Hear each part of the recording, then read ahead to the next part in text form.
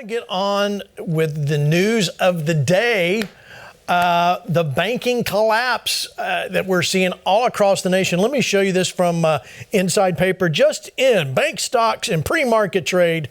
Western Alliance Bank Corporation down 62%. First Republic Bank 64. PacWest down 42. Charles Schwab down 8.5%.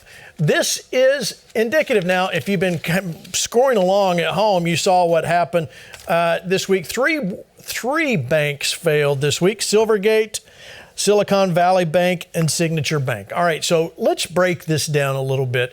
So in case you haven't been paying attention, this SVB was a favored bank of Tech Corp. So if you wanted to do anything tech, that's where they would end up going to, this bank. They were very free with their money. Interestingly enough, Rob, let me bring you in on this right off the top. Interestingly enough, I found out today, there was only one employee in management that had previous banking experience. This should make someone a little concerned, don't you think? Oh, absolutely. And then in addition, before the federal government took over, they gave all of their employees bonuses. Oh, really? Oh, yeah. They all got bonuses before it went belly up. Something shady going on there. And, to see it happening in the Silicon Valley, it doesn't break my heart. This is the part of America that is responsible for stifling our free speech. And all the venture capitalists go to the Silicon Valley Bank, and they're begging for a bailout and doing the bonus deal. It's nauseating. It is nauseating. We're going to break that down a little more. I want you to watch this. Tucker kind of broke it down a little bit more on the bank collapse. Watch. How did this happen? Can we get an explanation for that? Don't we have regulators? And how did those regulators, since we're pretty confident they exist, are taking big salaries, how did they miss the fact that SVB was insolvent apparently for months, and not in some complex credit default swap way? You're going to spend 5,000 words trying to understand, but in a really simple way that's easy to understand. Their liabilities were bigger than their assets. It's very simple. How did nobody notice that? The people who are paid to notice it. The people that are paid to notice it. All right, so let's break this down a little bit. Pastor Hank, is there anything, before I go any further, am I missing something? Was there a prophetic word about banking here? Yes, there was. In fact, actually, I think that sign was kind of humorous. Not to worry. This is under control. Yeah, here's the deal.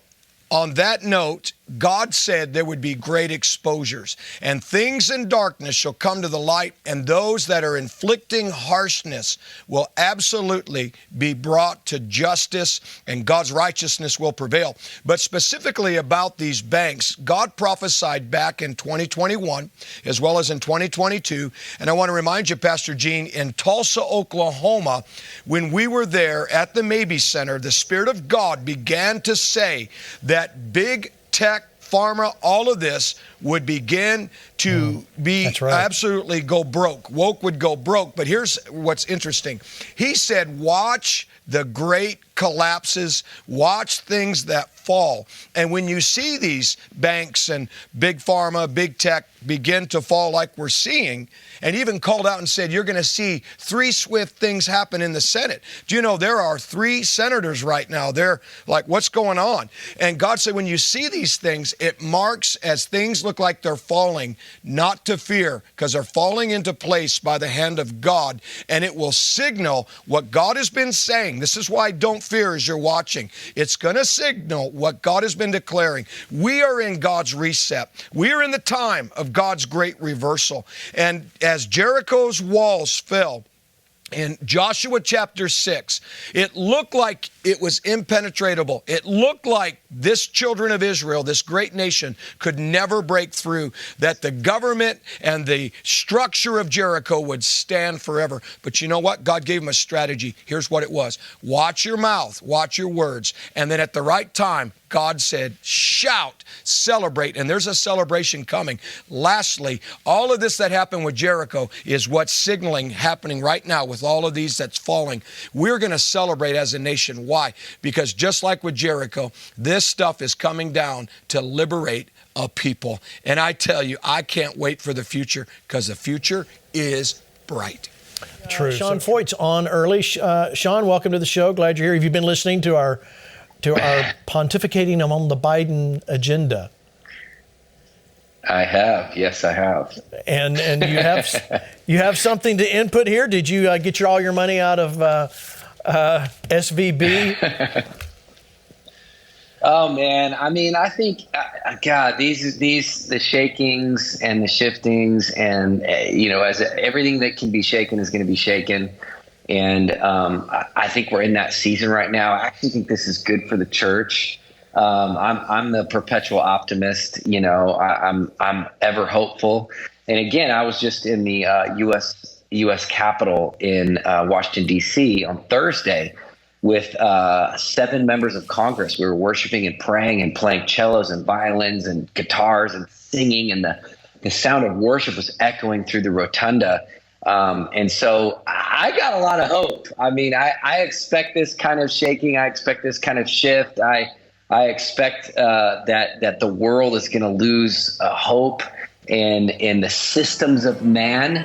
And I think this is a great time for the church to rise up. So talk to us about that. If you guys re-rack that B-roll and let's play it again. Well, Sean, tell us about that experience.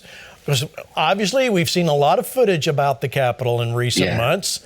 Right. It's good to see some good footage. I didn't have a buffalo mask on, just to make it clear for you guys. That's already been taken.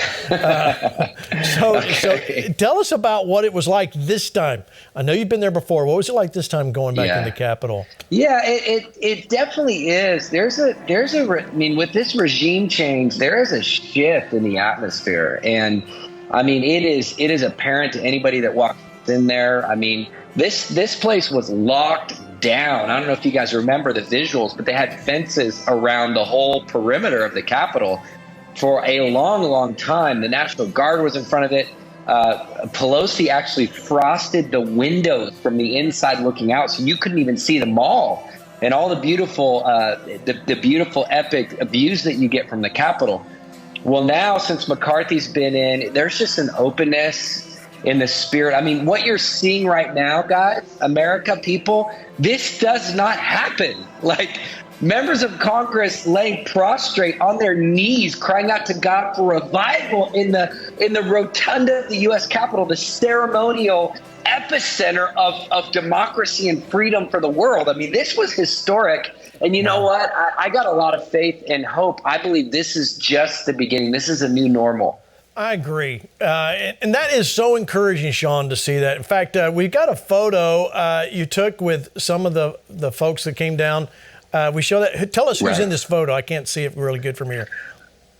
Oh, I mean, this is the squad. These are 7 brave members of Congress that were willing to rumble. And, I can't name every name. I mean, Lauren Boebert is in there. She's the one that kind of was the fired up one that helped make this happen. You got Michael Cloud in Texas. You got Doug LaMalfa in California 1. You got Tracy Mann in Kansas. You got, I forget his name, in Tennessee. You got a guy there from Oklahoma. You got another guy there from Alabama. And I'm telling you, next time we do this, I think you're going to even see more. Yeah, I agree. And ladies and gentlemen, this is so encouraging. We spent some time talking about the banking collapse, but seeing this goes right back to what I was saying. I don't know if you heard Sean talking about the Welsh revival. In the midst of disaster, God poured out. Mm-hmm. And I love your kingdom tour. You're going through the capitals all the way through, America. Tell people what you're doing so they can kind of follow you. Yeah, so I mean, that was a really prophetic moment for us. For me personally, obviously, it's a bucket list to sing and worship in a place like that. But it was the kickoff, really, last weekend. It was the kickoff to what's taking place starting this Friday, which is called the Kingdom of the Capitol Tour. And we're partnering, Let Us Worship as Partway USA Faith. We're so excited. And we are bringing revival to all 50 U.S. state capitals. We're going to all 50 starting this Friday. It is a very ambitious, wild journey that God's called us to. We cannot do it by ourselves. We need all of you guys to join us. And this Friday, we'll be in Baton Rouge, Louisiana. Then we're going to go to Jackson, Mississippi, and then we're going to go to Montgomery, Alabama. So we're hitting the first 3 states this weekend. And if you want to find out more, you can go to kingdomtothecapitol.com. That's capital with an O.com. And we're releasing new states almost every week now. And we're just pumped. Like post-Roe, in the post-Roe era, it's time to take the fight for freedom, the fight for faith to the capital steps of every state. That's awesome. Awesome. All right, kingdomtothecapital.com. I know you guys, you'll go there, find out what's going on, especially when Sean and the team come.